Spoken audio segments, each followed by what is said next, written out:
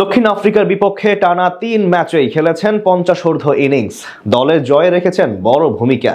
এবার এমনই এক তরুণ তুর্কি আসতে যাচ্ছে বাংলাদেশ ক্রিকেটে, যার আগমনে ঘুচতে পারে অধারাবাহিক ব্যাটিংয়ের ভোগান্তির চিত্র।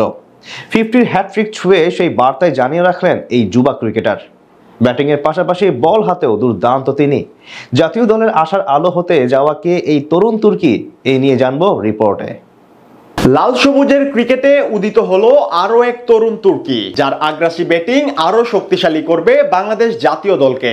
সম্প্রতি একের পর এক 50-র ইনিংস খেলে জাতীয় দলে নিজের আগমনী বার্তারই জানান দিচ্ছেন এই খুদে টাইগার। সাম্প্রতিক সময়ে খুব একটা ভালো অবস্থানে নেই বাংলাদেশের ক্রিকেট। নিজেদের প্রিয় ফরম্যাট ওয়ানডেতেও কাঙ্ক্ষিত সাফল্য পাচ্ছে না টিম টাইগার্স। একের পর এক ম্যাচ হেরে সিরিজ বিসর্জন দিতে হচ্ছে মিরাজদের। যদিও সবশেষ শ্রীলঙ্কার বিপক্ষে টি-20-র সিরিজ জিতেছে টাইগাররা। এর আগে চ্যাম্পিয়ন্স ট্রফি থেকে শুরু করে পাকিস্তান কিংবা আমিরাত সিরিজ সব জায়গাতেই ভরাডুবি দেখিয়েছে ক্রিকেটাররা। আর টাইগারদের এই সিরিজ হার কিংবা পরাজয়ের গণ্ডি থেকে বের হতে না পারার অন্যতম কারণ ব্যাটিং ব্যর্থতা। দলের টপ অর্ডার থেকে মিডল অর্ডার কোনো জায়গাতেই রানের ধারাবাহিকতা দেখাতে পারছেন না ব্যাটাররা। আজ পাকিস্তানের বিপক্ষেও ছিল একই চিত্র। ধারাবাহিকতার অভাবে একে একে বিদায় নিয়েছে টপ অর্ডার ব্যাটাররা। সেখান থেকে এই যুবা ক্রিকেটার আশার আলো হতে পারেন জাতীয় দলের জন্য। বলছিলাম বাংলাদেশ অনূর্ধ্ব 19 দলের ক্রিকেটার রিজান হোসেনের কথা।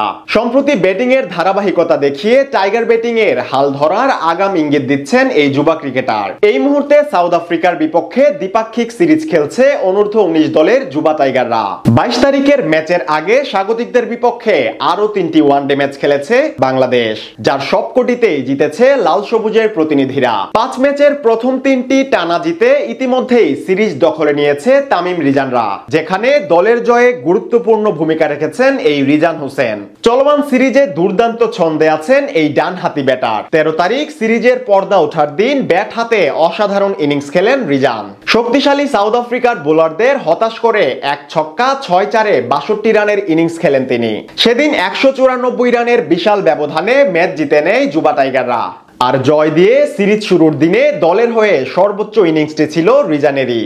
এরপর গেল 16 তারিখ নিজেদের দ্বিতীয় ম্যাচে মুখোমুখি হয় দুদল। সেখানেও নিজের ব্যাটিং ধারাবাহিকতায় চমক দেখিয়েছেন রিজান। 114 স্ট্রাইক রেটে মাত্র 55 বলে খেলেছেন 63 রানের ইনিংস। 3 ছক্কা ও 5-4-এর এই ইনিংসের মাধ্যমে টানা দ্বিতীয় 50-র কৃতিত্ব ওঠে তার নামের পাশে।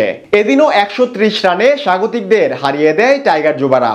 নিজের তৃতীয় ম্যাচে 50 হাঁকিয়ে 50 ঊর্ধ্ব ইনিংসের হ্যাটট্রিক গড়েন এই ক্রিকেটার। মিডল অর্ডার এই ব্যাটারের ব্যাটিং ধারাবাহিকতায় জয়ের ধারাবাহিকতাতেও টানা সাফল্য পায় টিম টাইগার্স। শুধু ব্যাটিংই নয়, ডানহাতি মিডিয়াম বোলিংয়েও বেশ পারদর্শী রিজান। চলমান সিরিজেও পেয়েছেন উইকেটের দেখা। যেভাবে ছুটে চলেছেন রিজান, তাতে জাতীয় দলে ডাক পাওয়া এখন কেবলই সময়ের অপেক্ষা মাত্র।